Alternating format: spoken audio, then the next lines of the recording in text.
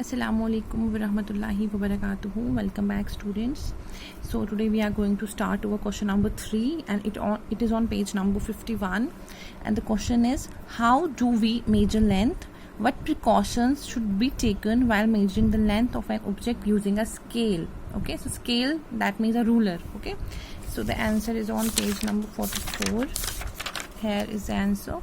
Length is usually measured with the help of a scale or a measuring tape. So firstly, यहाँ से यहाँ तक आप लगा दें निशान. Then the following precautions should be taken while measuring the length of an object using a scale. अब जो precautions, the first precaution is the scale should be kept along the length of the object and should be touching the object. This is the first precaution. The second precaution is, if the scale is broken, measurement should be started from another point that is clearly visible. In this case, the correct measurement can be obtained by subtracting the starting point from the end point. And the third the third precaution is, the eye should be placed directly above the point where the measurement is to be taken. Now we have the question number 4, that is, write the steps for measuring the length of a curved line. So firstly we will write the steps for measuring the length of a curved line are, then we have it on page number 45. So here it is. The first one is draw a curved line. Then the second is take a thread and make a mark A near one end using a sketch pen. Keep the marked end on the starting point of the curved line. Place the thread along the curved line. Make another mark. You need not to write this marks. Just write mark, not this A or B, on the thread where the curved line ends. Stretch the thread over the scale and measure the length between the two marks.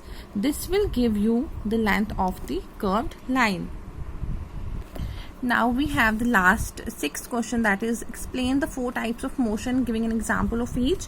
So first we will write the 4 types of motion are, then it is on page 46. So we will write the first one is the linear or the translational motion. So if every point of a moving body moves through the same distance in the same interval of time, the body is said to be in linear motion. For example, a bus moving on a straight road. Just यहाँ तक, because one example बोलिए. Then in the next line we will write linear motion is of the following 2 types. Just the names. First the rectilinear motion, then the curvilinear motion. We won't define them. Then the second motion, the second is the circular or the rotational motion. So in this we will write, if a body moves in a circular path about a fixed point without changing its path, it is said to be in circular motion. For example, merry-go-round.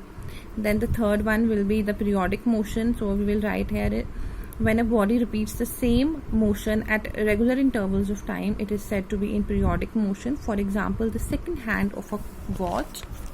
And the final part, the 4th motion, will be the non-periodic motion.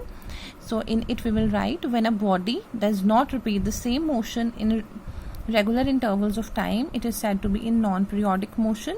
For example, birds flying in the sky.